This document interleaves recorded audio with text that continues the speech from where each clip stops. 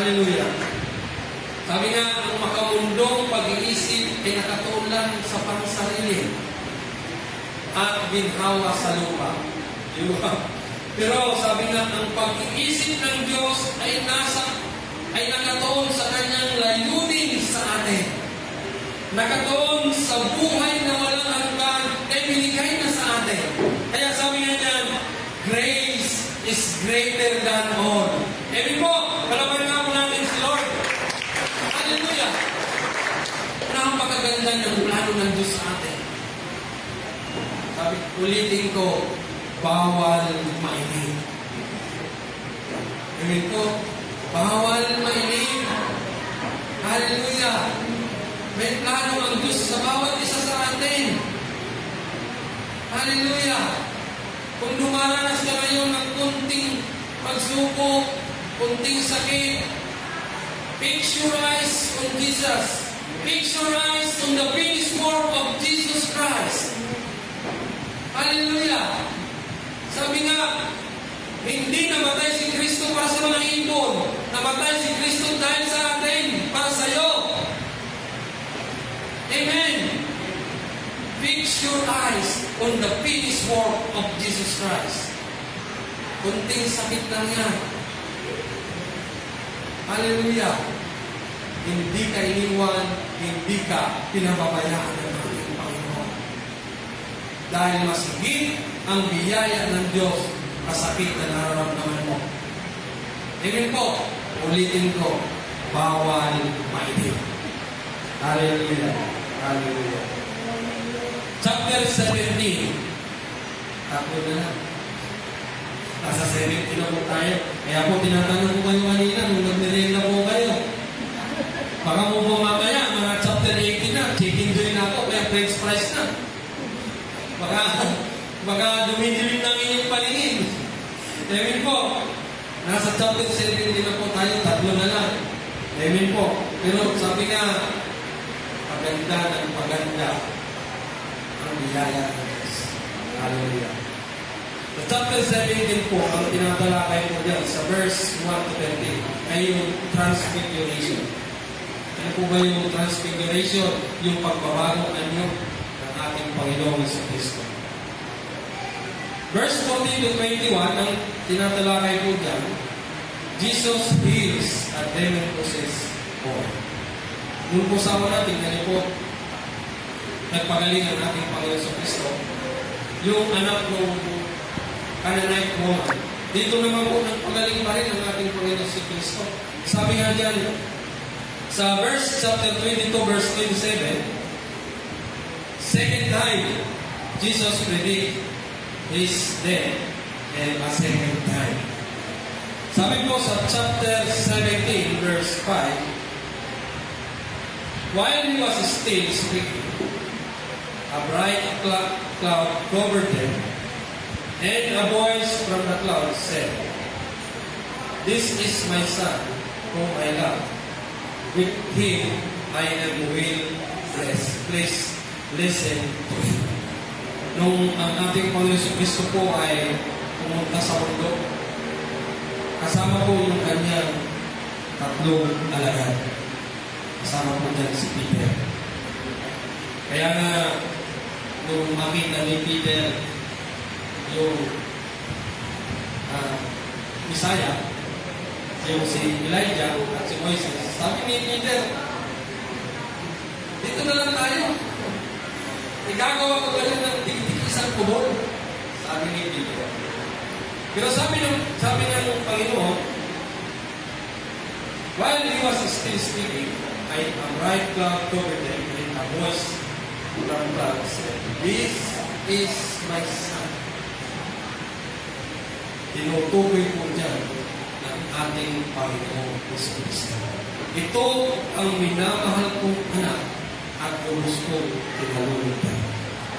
Ipinapakita nito na si Jesus ay hindi lamang isang guro, kundi siya mismo ang anak ng Diyos. Kaya sabi nga dyan, ang kanyang salita ay galing mismo sa akin. Hallelujah. Kaya sabi niya, Sabi pa dyan, with him I am will please listen to him. Pakinggan niyo siya. Sabi nga dyan, bago nangyari ito, ulitin ko, nakasama ni Jesus ang mga propeta, si Moises at si Elijah. Si Moises ay kumakatawan sa kautusan. Si Elijah ay kumakatawan sa propeta. Sabi nga, ang kautusan at ang prophet ay part ng lumang kasunduan. Di mo ba? Hallelujah. Kaya sabi nga dyan, ibig sabihin nito, si Jesus ang pinakasukdulan at pinakamataas na autoridad. Amen po. Jesus Christ is the final authority. Mas makapangyarihan siya kay Moises, mas makapangyarihan siya kay Elijah. At si Jesus Christ, sabi nga, ang lumang kasunduan ay dapat tingnan sa pamamagitan ng ating Panginoong Jesucristo. Dahil ang lumang kasunduan ay anino lang ng mas magandang darating, mas magandang bagay na darating. Sino yun? Si Jesus Christ. Ang reality. Palakpakan nga po natin ang ating Panginoong Jesus. Amen. Mas may authority si Jesus Christ kaysa kay Moises at Elijah. Amen. Hallelujah. Hindi na tayo nasa ilalim ng lumang kasunduan. Tayo ay na kay Kristo na. Ibig sabihin, tayo ay nasa ilalim na ng bagong kasunduan. Nasa ilalim na tayo ng biyaya ng ating Panginoon. Palakpakan po natin si Lord. Hallelujah. Hallelujah. Hallelujah. Kaya nga kung titignan po natin yung picture, sila po ay nalilimiman, nakukuberan ng clouds, ng maitik, ng maliwanag na ulap. Ang ibig sabihin po niyan ay ang ulap at maningning na liwanag na bumabalot sa kanila ay sumisimbolo ng presensya ng ating Panginoon. Amen po. Hallelujah. Hallelujah. Kaya nga, ipinapakita nito na ang buong kaganapan ay banal at totoo. Hallelujah. Hallelujah. Hallelujah. Kaya nga sabi na niya, the Word of God is the final authority. Jesus Christ is the final authority. Salamat sa kanyang tinapos. Nagawa sa krus ng Kalbaryo, wala na tayo sa kautusan. Amen. Hindi ka na under the law. Under grace ka na. Hallelujah. Hallelujah. Nasa biyaya ka na. Hindi ka biyaya. Kaya di mo na kailangan i-practice yung kautusan. Anino lang to. Pero ang totoo ay si Kristo. Kaya nga, you are blessed and highly favored. Amen po, palakpakan naman natin si Lord. Hallelujah! Hallelujah! Hallelujah! Sa lumang kasunduan, kailangan mong pagtrabuhan. Work, work, work. Pero sa biyaya, pinagpala ka at pinaburan ng ating Panginoon. Chapter 18. The greatest in the kingdom of heaven. Chapter 1, verse 5. Yan. Yan ang talo-talo yung mga alagad. Sabi nila, sino po pinakadakila? Ako ba? Kaya nga sabi yung dalawang alagad, ako yun. Sabi nila. Verse 6 to 9, causing to stumble. Verse 10 to 14, the parable of the wandering sheep. Sa rin po dyan, sa tinapit dyan, sa chapter 18, dealing with sin in the church. Verse 15 to 20. Then, Last, the parable of unmerciful servant. Verse 21 to 35. Sabi mo sa Matthew chapter 18, verse 12, what do you think?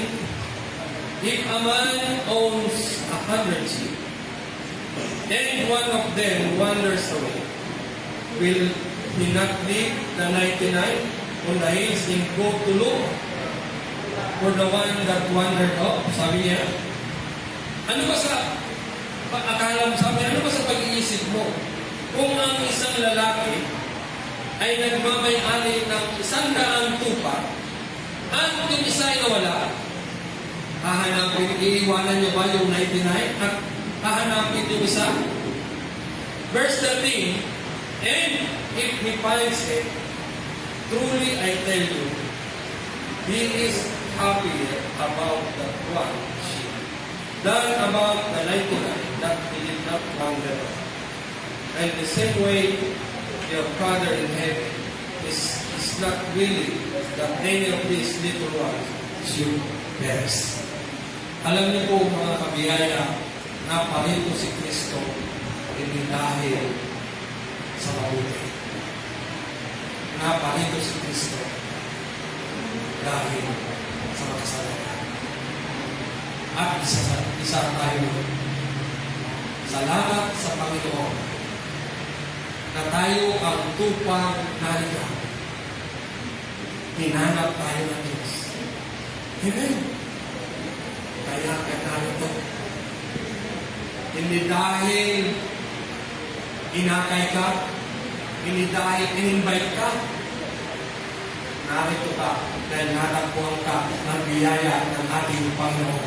Palakpakan natin sa Lord. Hallelujah! Hallelujah! Kaya nga sabi niya, ayaw ng Panginoon na tayo po lahat ay mapahama. Kaya kailangan gusto niya ma-enjoy mo. Ma-enjoy mo ang buhay mo na nasa ilalim ng kanyang biyaya. Gusto ng Panginoon makasama ka doon sa buhay na walang hanggan. Gusto ng Lord, ikaw ay maligtas. Kaya salamat sa Panginoon na hanap ka. Kaya ka narito sa The Lord's Community may kawayan at nagpupuri sa kanyang biyaya. Amen po, kapag natin sa Lord. Hallelujah. Kaya sabi niya, and if he finds it truly, I tell you, he is happier about that one. Tuwang-tuwa ang ating Ama na nandito ka, natagpuan ka ng biyaya ng ating Panginoon. Tulad ng alibugang anak.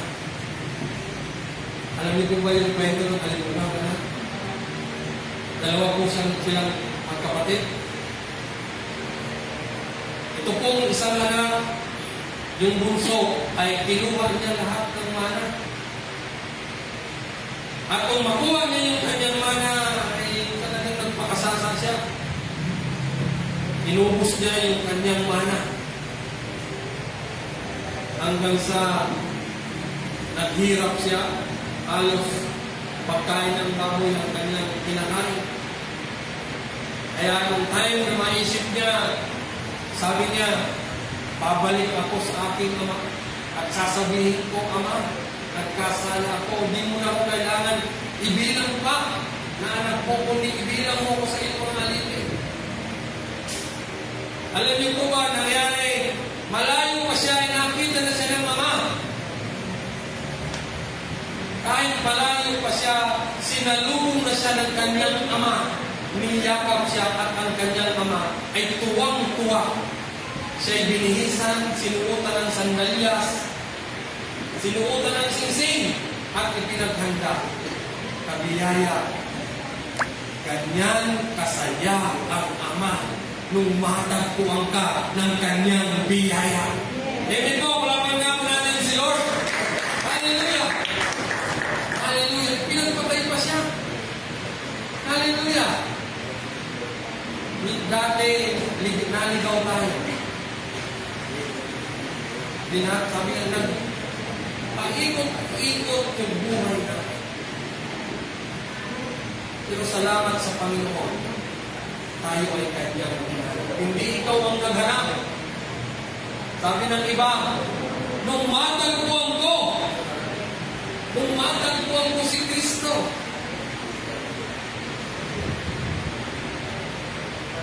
hindi mo hinanap ang Panginoon.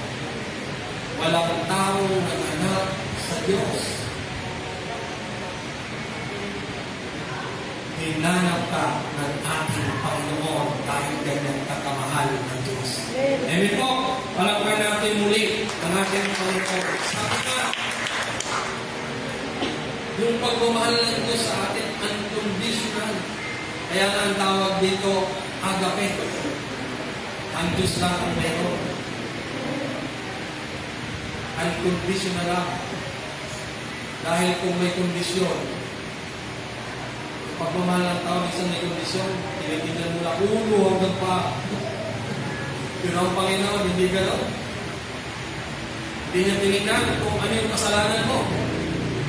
Hindi tinignan kung ano yung kulay ng balat mo. Ang tinignan niya, yung tinapos na gawa ni Kristo sa krus ng Kalbaryo. Amen po.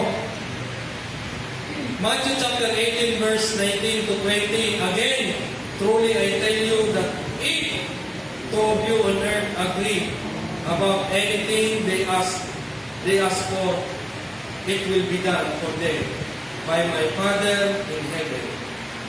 For where two or three gather in my name, there am I. For where two or three gather in my name, nandiyan ang ating Panginoon. Amen? Amen. Kaya salamat sa Diyos. Narito ang ating Panginoon. Kasama natin ang Diyos. Naniniwala po ba kayo? Amen. Amen. Kasama natin ang Diyos. Hindi tayo sa dalawa, hindi tayo sa tatlo. Kasama natin ang ating Panginoon. Kaya sa ating pong buhay, huwag naman sabihin, pinabayaan ako ng Diyos.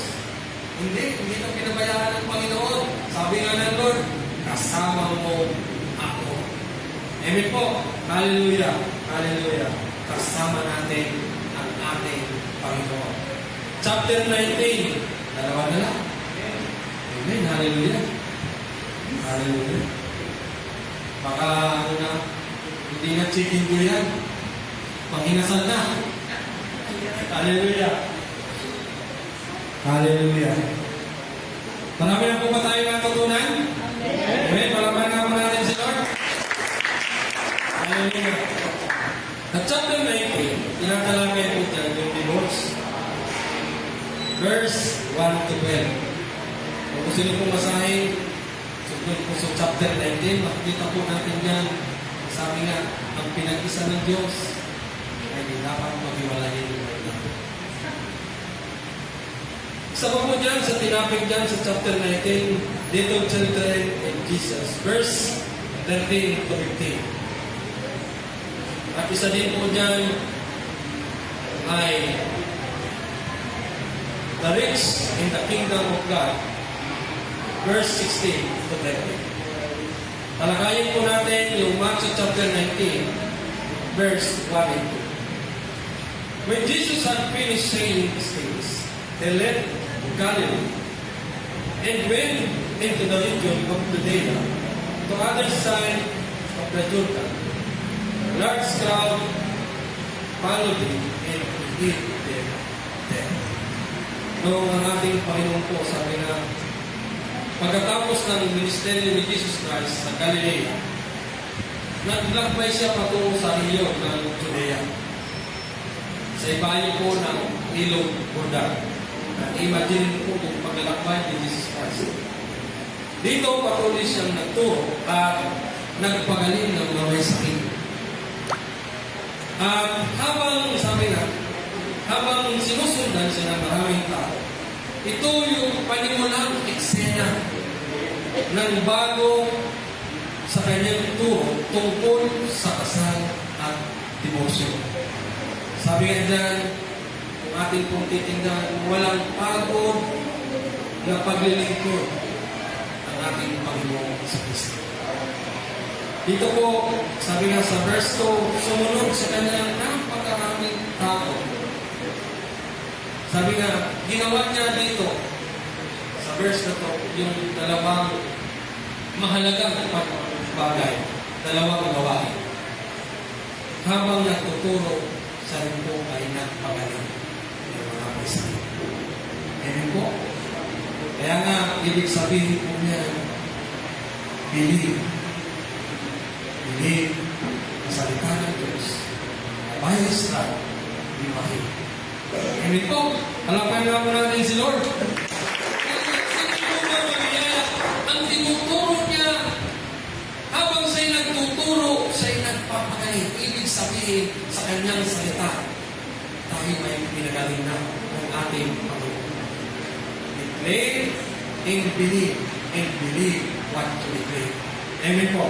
Hallelujah. At ngayon din po natin yung mayaman. Nababasa po natin yan sa Matthew chapter 19, verse 16 to 17. Must I go to it and eternal life. Lumapit sa kanya ang isang mayaman, batang mayaman to, bata pero mayaman na.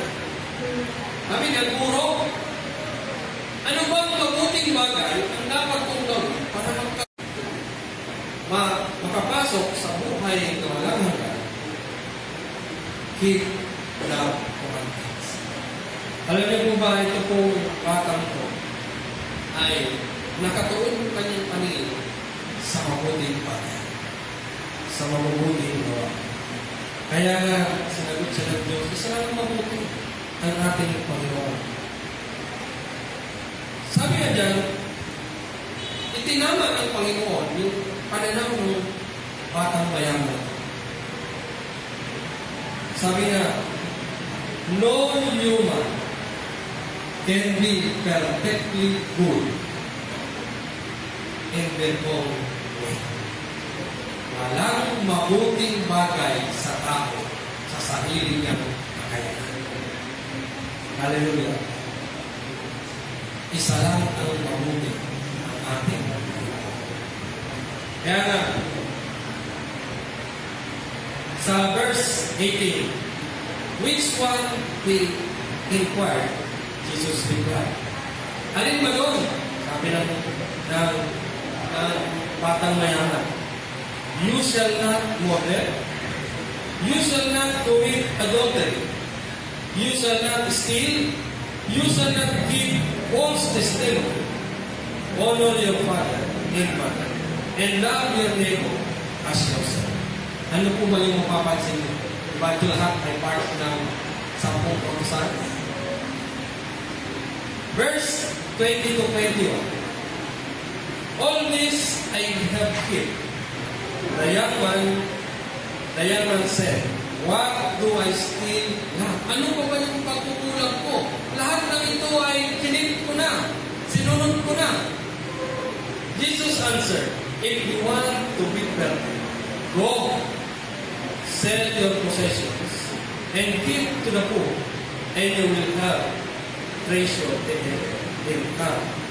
Follow me. Sabi niya, ibenta ko lahat.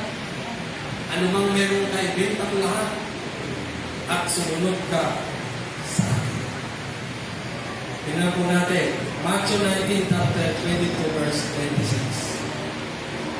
When the young man heard this, he went away sad because he had great wealth. Nalungkot yung mama. Kasi nga napakayaman siya eh. Nalungkot yung mama. Then, Jesus said to His disciples, truly, I tell you, it is hard for someone who is rich to enter the kingdom of heaven.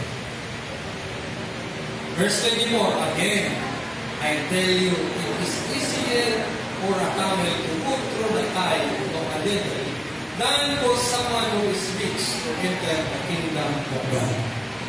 Verse 25, when the disciples heard this, they were greatly astonished and asked, who then can be saved? Sino ba ang maliligtas? Jesus looked at them and said, with man, this is impossible, but with God, all things are possible. Hallelujah. Alam niyo po mga kabiyaya, sabi nga, ang kaligtasan ay hindi nabibili. Alam niyo po kung bakit umalis ang binatang mayaman. Kung sinabihan siya ng Panginoon na ibenta mo ang kayamanan mo at sumunod ka sa akin. Hindi niya kayang gawin. Bakit po? Kasi ang master niya ay yung kayamanan. Ang dinudyos niya ay yung kayamanan. Nakabase siya sa kanyang sariling gawa. Atin po papansin doon sa mga naunang verse, sabi ng Panginoon, at sundin mo ang commandments. Sabi ng binata, lahat ito ay nasunod ko na. Pero lahat ito ay part ng kautusan. Hindi kayang sundin ng tao ang kautusan. Pero salamat kay Kristo, tinapos niya na ang kautusan. Sinunod niya na, pinulfil niya na ang kautusan. Kaya tayo ay nasa biyaya ngayon. Walang maliligtas na tao sa pagsunod sa kautusan. Sa bagsak na kalagayan ng tao, walang makakasunod sa kautusan. Kaya nga nalungkot yung binatang mayaman kasi napakayaman niya. Pero yung puso niya nandun sa kayamanan, wala kay Kristo. Amen po. Kaya nung sinabi ng Lord, ibinta mo lahat at sumunod ka sa akin, anong nangyari? So, siya'y umalis at malungkot.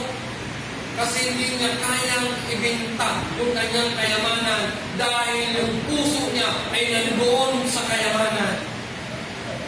Kabiyaya, salamat sa Panginoon dahil yung puso natin, we have the faith of God inside our born-again spirit, kaya tayo nakakasunod sa ating Panginoong Jesucristo. Amen. Lord. Hallelujah. Hindi natin kayang sundin ang kautusan. Si Kristo lang. Kaya tayo nakakasunod dahil kay Kristo. Biyaya ng Panginoon. Kaya mayroon na tayong eternal life. Amen. Hindi po masama ang kayamanan. Hindi po masama. Pero sabi na, huwag nawang gawing master ang kayamanan. Huwag palipin sa kayamanan. Dahil ano mayroon tayo ay biyaya ng Diyos. Amen po. Biyaya din ng Panginoon. Pero salamat sa Diyos sa kanyang biyaya. Ang master na natin ay si Kristo. Kaya ikaw ay blessed and highly favored. Hindi ka alipin ng kayamanan. Ikaw ang naghahari sa kayamanan. Meron po ba? Palakpakan nga po natin si Lord. Hallelujah.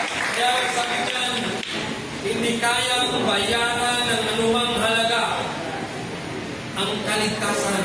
Hindi kayang bayaran o hindi nabibili o nakukuha ang kaligtasan ng sariling gawa.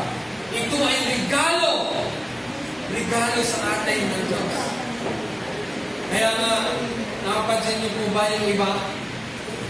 Akala nila, pag ikaw ay nagbigay ng malaki, ligtas ka na.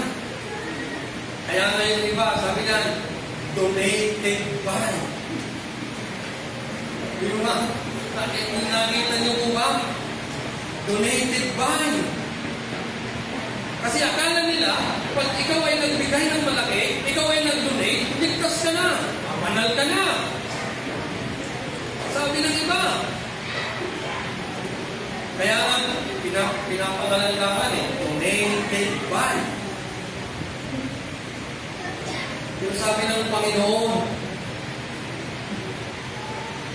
for the grace of God, you have been saved through faith, not by your works. Di ba? Kaya itong pinatang mayaman, nalungkot. Kasi akala niya, dahil sa pag-keep niya ng kautusan, dahil sa mayaman siya, ligtas na siya.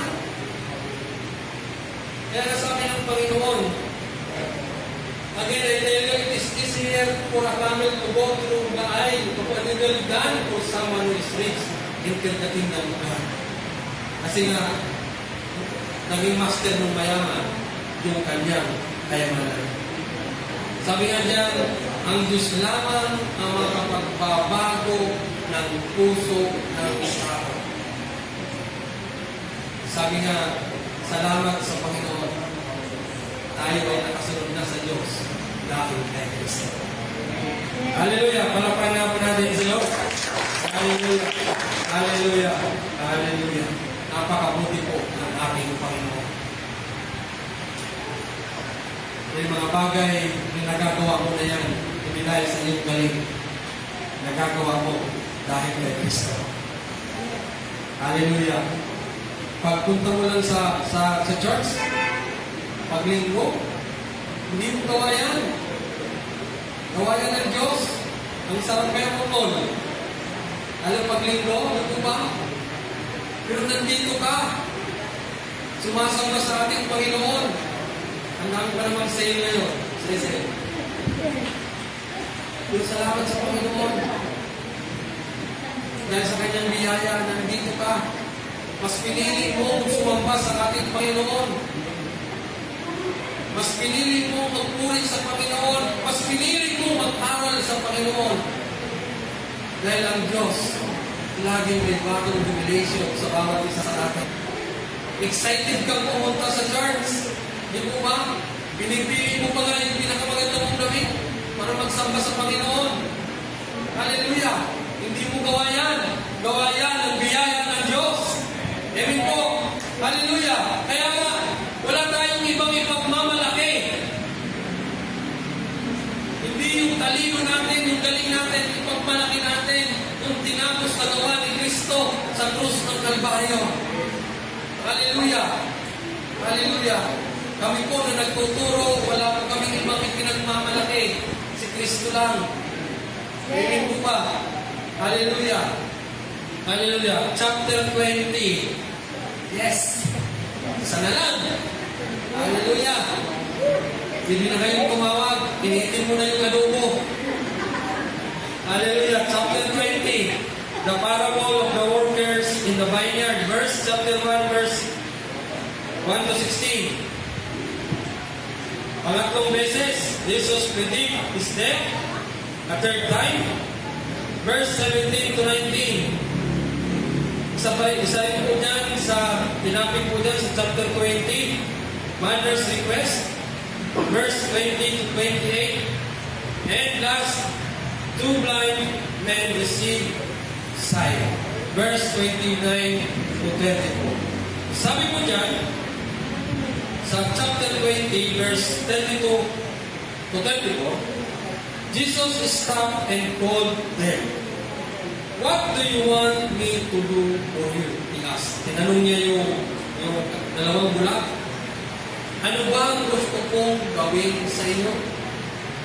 Lord, they answered, we want our sight. Verse 34.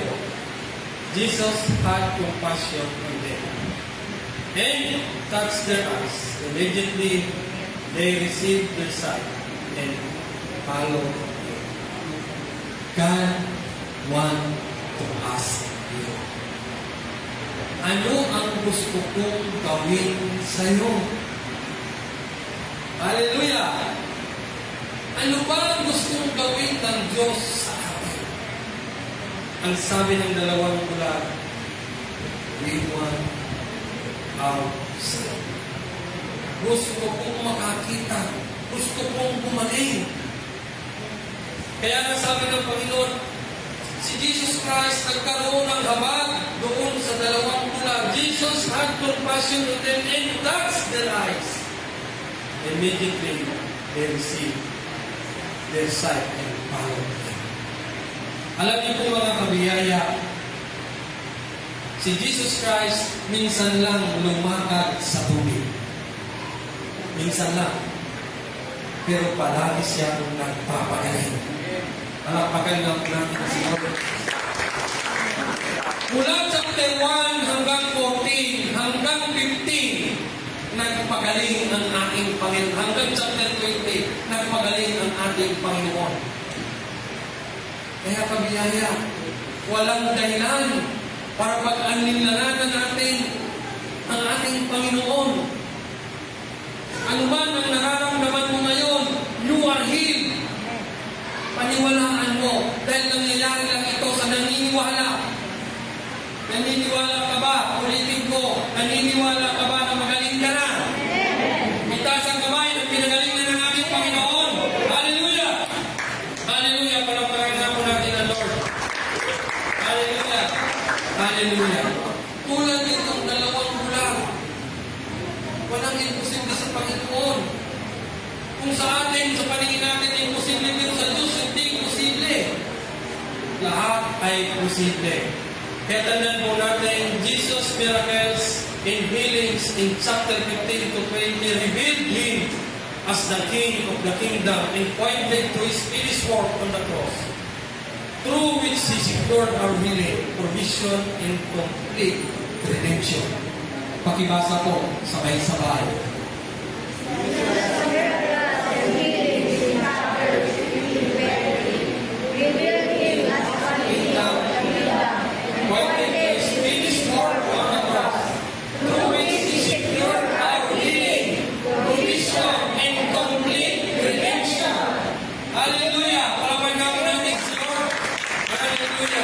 Hallelujah. Sabi ng iba, natapos din yung chapter 15 hanggang 20. Tapos na nga ba? Meron pa. Personal life application. Amen. Life application. Sabay-sabay.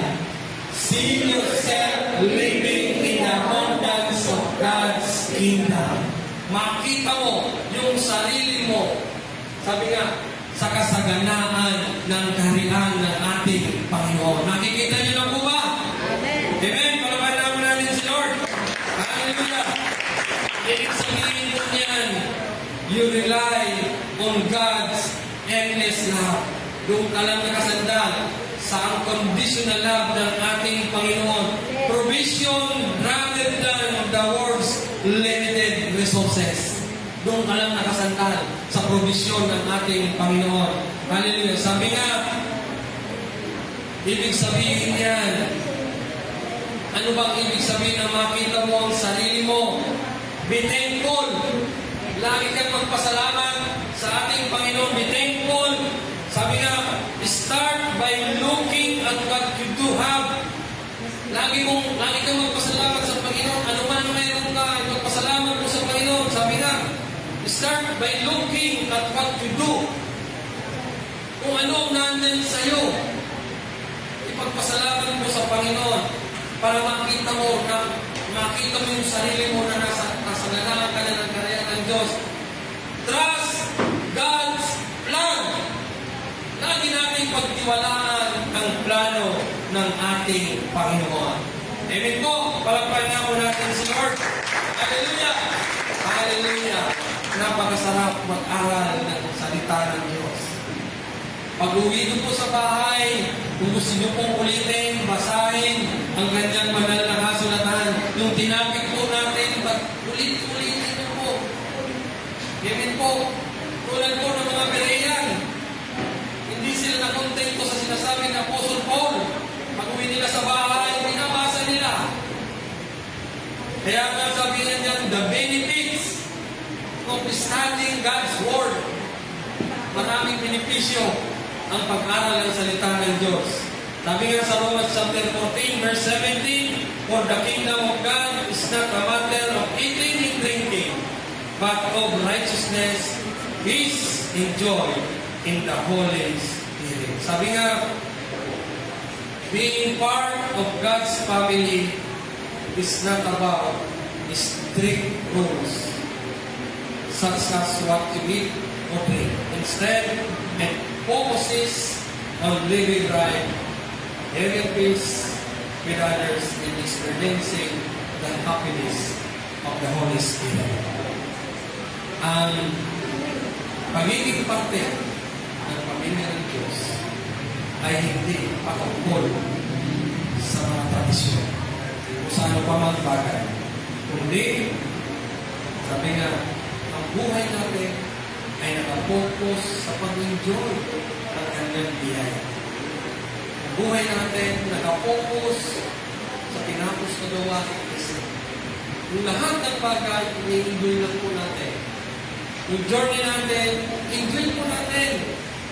Sabi nga, walang taong hindi dumaranas ng pagsubok. Walang taong hindi dumaranas ng trials. Pero salamat sa Panginoon, walang imposible sa atin. Mayroong abang ang Diyos sa bawat isa sa atin. Kaya enjoy life. Sabi nga ng iba, tawanan mo ang iyong problema. Bakit mo tinatawanan? Kasi alam mo, masigit ang biyaya ng Diyos. Kaya po, sa ating pong buhay, dahil sa tinapos na gawa ni Kristo, sabi nga, tayo ay matuwid na. Meron na tayong kapayapaan at meron na tayong kagalakan. Amen po ba? Nararanasan niyo na po ba? Amen? Hallelujah! Palapagan na po natin ulit. Kaya ang tanong, did you see Jesus and His grace at His word? Amen? Sa pupong tanong, nangangailangan ng malakas na sagot. Did you see Jesus and His grace at His word? Amen! Amen! Amen! Palagpagan nga po natin ang ating Panginoon. Salamat sa Diyos! Hallelujah! Salamat sa Panginoon at sa Kanyang biyaya. Tunay nga na napakabuti ang Diyos. Tayo ay ligtas na, tayo ay pinagpala na, tayo ay pinabura na dahil kay Kristo. Enjoy lang natin ang Kanyang biyaya dahil tayo ay hindi iniwan, hindi tayo pinamamayaan ng ating Panginoon. Kaya nga, ang mga anak ng Diyos na nasa ilalim ng Kanyang biyaya ay nananatiling bata. Bakit? Dahil in-enjoy niya sa pulang biyaya ng ating Panginoon. Tingnan mo nga ang iyong katabi. 60 na yan, pero mga bata pa rin. Amen. Hallelujah. Muli, palapayan naman natin ang ating Panginoon. Hallelujah. Kaya, ang ating pong big idea, in Christ, I live in the abundance of God's kingdom. Isa pa,